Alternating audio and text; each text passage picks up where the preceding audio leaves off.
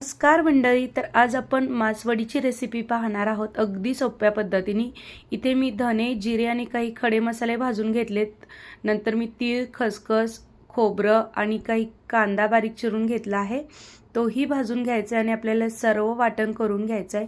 याचा पूर्ण व्हिडिओ मी चॅनलवरती दिलेला आहे, जर तुम्हाला पाहायचं असेल तर खाली दिलेल्या त्रिकोणावरती टच करा। अगदी कमी वेळामध्ये आणि एकदम परफेक्ट अशी मासवडीची रेसिपी दाखवलेली आहे। त्यासोबत खाल्ला जाणारा रस्साही बनवला आहे। अगदी कुणीही बनवेल अशी मासवडी आहे, खूप मस्त होते। मस्त अशी आपण आता मासवडीचं पिठलं बनवून घेतलेलं आहे। एका बाजूला मसाला तयार झालेला आहे।